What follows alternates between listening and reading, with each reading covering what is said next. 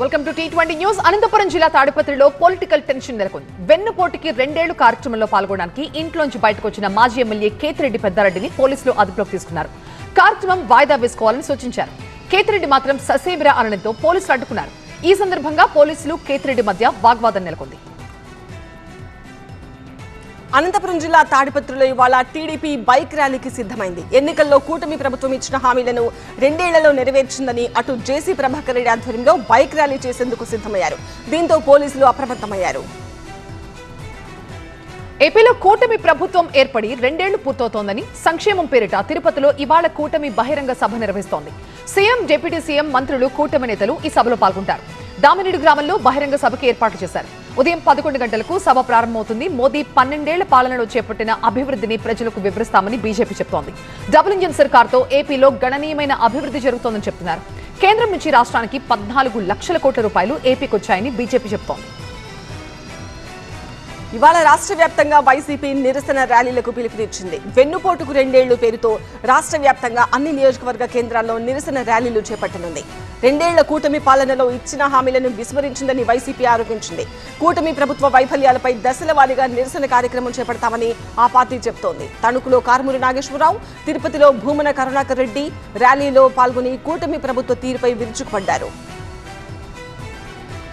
పల్నాడు జిల్లా నర్సరావుపేటలో మాజీ స్పీకర్ కోడెల శివప్రసాదరావు విగ్రహాన్ని ఎమ్మెల్యేలు గోరంట్ల బుచ్చయ్య చౌదరి, చెదలవాడ అరవింద్ బాబు ఆవిష్కరించారు.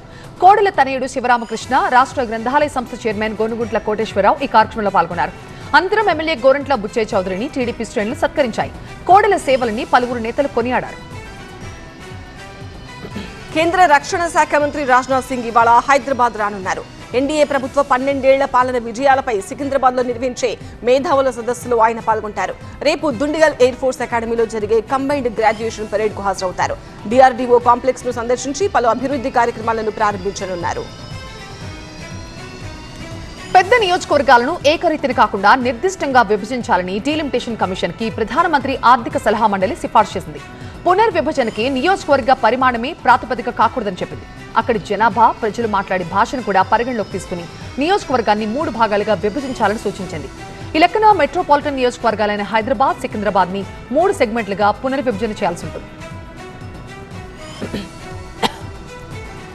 లోక్సభ నియోజకవర్గాల పునర్విభజన లక్ష్యంగా కేంద్రం ముందుకెళ్తోంది.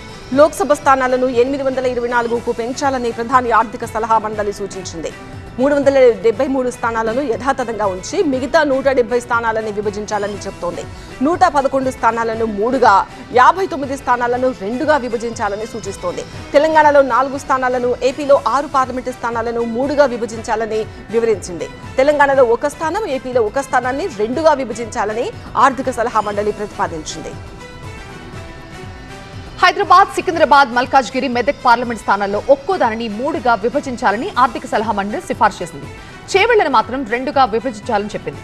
ఈ ప్రకారం చేస్తే ప్రస్తుతం తెలంగాణలో ఉన్న 17 స్థానాలు కాస్త 26కు పెరిగే అవకాశం ఉంది.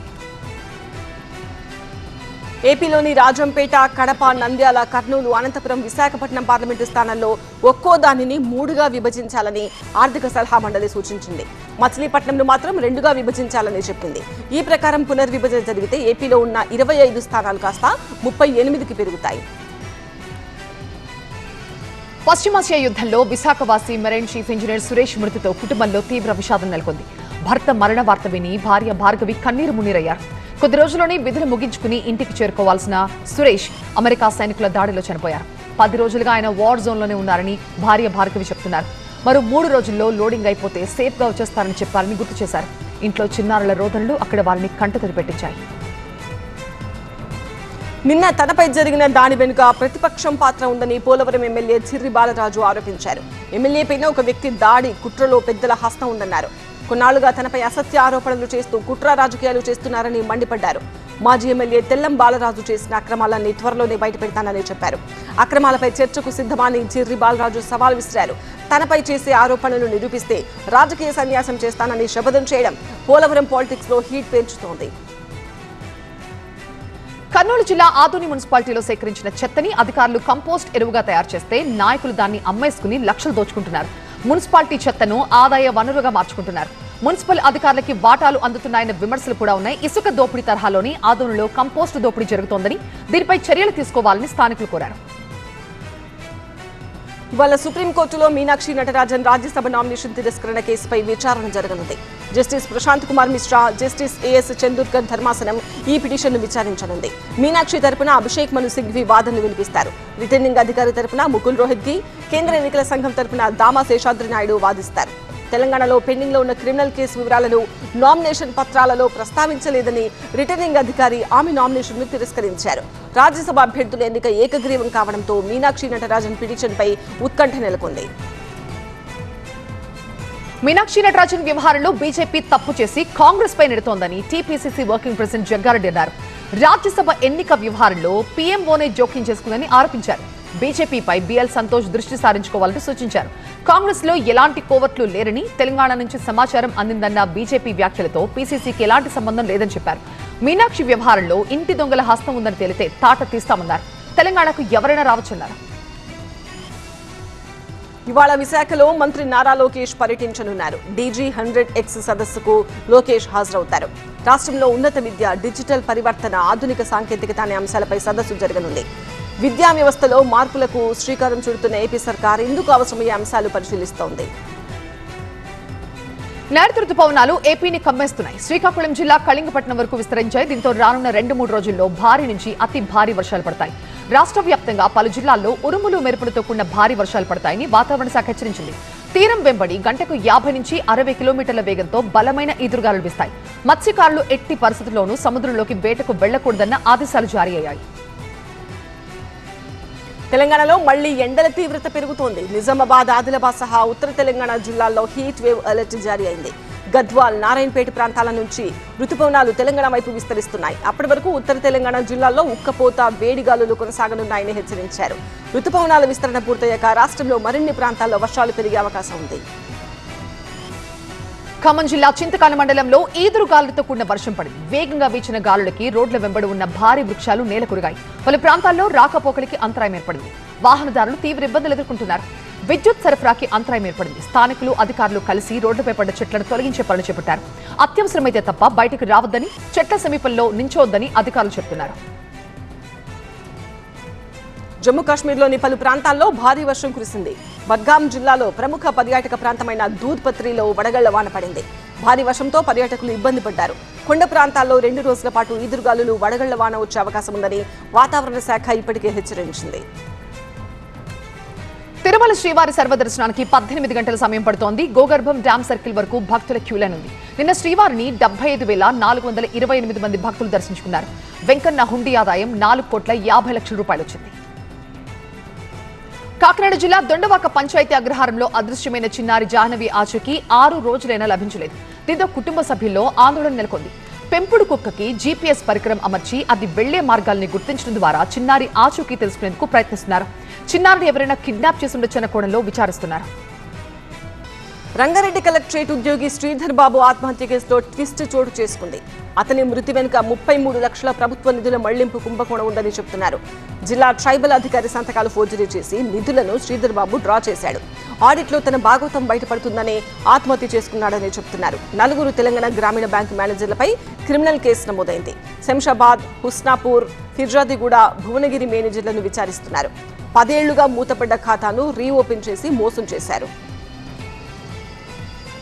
కామారెడ్డిలో మొన్న అదృశ్యమైన ఒకే కుటుంబానికి చెందిన 4 ఆచూకీ ఇంకా దొరకలేదు. భర్త ప్రసాద్ ఫిర్యాదుతో తల్లి లాస్య, 3 పిల్లలు బిందు, దివిజ, శివాల కోసం పోలీసులు 2 బృందాలుగా గాలుస్తున్నారు. సీసీ కెమెరాల ఆధారంగా దర్యాప్తు చేస్తున్నారు. చివరిగా ఆమె తన సోదరుడి ఇంటికి వెళ్లినట్టుగా గుర్తించారు. అక్కడి నుంచి ఇంటికి వస్తున్నామని భర్తకు ఫోన్ చేసి చెప్పిన లాస్య తర్వాత ఇంటికి రాలేదు. గత కొంతకాలంగా కుటుంబ కలహాలున్నాయని పోలీసులు గుర్తించారు. విశాఖలోని రౌడీ షీటర్లు, పాత నేరస్తుల ఇళ్లలో పోలీసులు మెరుపు దాడులు చేశారు. సిటీ కమిషనరేట్ పరిధిలోని పలు ప్రాంతాల్లో తనిఖీలు చేస్తున్నారు. మాదక ద్రవ్యాలు, మారణాయుధాలతో పాటు రౌడీ షీటర్ల కదలికలపై పోలీసులు ఆరా తీస్తున్నారు. వేసవి సెలవుల అనంతరం ఆంధ్రప్రదేశ్లో పాఠశాలలు పునః ప్రారంభమయ్యాయి. విద్యార్థులు ఉత్సాహంగా పుస్తకాలతో స్కూళ్లకు వచ్చారు. విశాఖలో టీచర్లు వారికి ఘన స్వాగతం పలికారు. 2026-27 ఏడాది పాఠశాల క్యాలెండర్ విడుదల చేశారు. మొత్తం 229 పని దినాలు, 87 రోజులు సెలవులు ఇచ్చారు. పరీక్షల స్కెడ్యూల్స్ ను ఏపీ విద్యాశాఖ విడుదల చేసింది. రైల్వే శాఖలో ఉద్యోగం ఇప్పిస్తానని 2 లక్షల రూపాయలు తీసుకుని మోసగించిన శ్రీ సత్యసాయి జిల్లా కదిరికి చెందిన శ్రీనివాసులు నాయక్పై పోలీసులు కేసు నమోదు చేశారు. అమడగూరు మండలం పేరంవాండ్లపల్లికి చెందిన వెంకటేష్ కి రైల్వేలో 20,000 రూపాయల జీతంతో స్వీపర్ ఉద్యోగం ఇప్పిస్తానని మోసం చేశాడు. శ్రీనివాస్ నాయక్ ఇచ్చిన నకిలీ లేఖతో తిరుపతి రైల్వే స్టేషన్లో వెంకటేష్ నెలన్నర పాటు స్వీపర్ గా పనిచేశాడు. తనకు జీతం ఇవ్వాలని రైల్వే అధికారులను అడగ్గా ఉద్యోగం ఇప్పించిన వ్యక్తిని అడగాలని చెప్పడంతో అసలు సంగతి బయటపడింది. తిరుపతి రూరల్ మండలం పెరుమాళ్లపల్లిలోని కంచి కామకోటి పీఠం వేద పాఠశాల విద్యార్థిని లోపలకు అనుమతించలేదు. 8,000 రూపాయల ఫైన్ కట్టలేదని రాజమండ్రికి చెందిన విద్యార్థి కౌశిక్ ను వేద పాఠశాల లోపలికి రానివ్వలేదు. అనారోగ్య కారణాలతో స్కూల్కు 8 రోజులు ఆలస్యంగా వచ్చాడు. అయితే రోజుకు 1000 చొప్పున యాజమాన్యం ఫైన్ వేసింది. 8,000 చెల్లిస్తేనే అనుమతిస్తామని చెప్పడంతో తల్లిదండ్రులు ఆవేదన వ్యక్తం చేస్తున్నారు. ఢిల్లీలోని తుగ్లకాబాద్ ప్రాంతంలో ఒక నివాస భవనంలో మంటలు చెలరేగి 3 చనిపోయారు. ఈ ఘటనలో మొత్తం 8 మందిని కాపాడారు. ప్రమాదం గ్రౌండ్ ఫ్లోర్ లో పార్క్ చేసిన 3 స్కూటీలు 2 బైకులు పూర్తిగా దగ్ధమైపోయాయి. 5 అంతస్తుల భవనం మొత్తం పొగతో నిండిపోయింది. గ్రౌండ్ ఫ్లోర్ తో పాటుగా మొదటి 2 అంతస్తులు కూడా మంటలు వ్యాపించాయి. అహ్మదాబాద్ నుంచి లండన్ వెళ్తున్న ఎయిర్ ఇండియా విమానం ప్రమాదానికి గురై ఏడాది పూర్తయింది. టేకాఫ్ అయిన 32 సెకండ్లలోనే ఎయిర్ ఇండియా బోయింగ్ విమానం మెడికల్ కాలేజ్లో కుప్పకూలింది. ఈ ప్రమాదంలో 241 మంది మృతి చెందగా విశ్వాస్ కుమార్ అనే ప్రయాణికుడు ప్రాణాలతో బయటపడ్డాడు. విమానం కూలిన ప్రాంతంలో మరో 19 మంది చనిపోయారు. ఏడాది గడిచిన విమాన ప్రమాదంపై ఇంకా దర్యాప్తు కొనసాగుతూనే ఉంది. బాలీవుడ్ యాక్టర్ ఫర్హాన్ అఖ్తర్ మరో ఛాలెంజింగ్ రోల్ కు సిద్ధమవుతున్నారు. నీరజ్ పాండే దర్శకత్వంలో తెరకెక్కుతున్న లెజెండరీ మ్యూజిక్ డైరెక్టర్ ఆది బర్మన్ బయోపిక్ లో ఫర్హాన్ లీడ్ రోల్ లో నటించేందుకు గ్రీన్ సిగ్నల్ ఇచ్చారు. ప్రస్తుతం చర్చల దశలో ఉన్న ఈ ప్రాజెక్ట్ ఈ ఏడాది సెట్స్ మీదకు వెళ్లనుంది.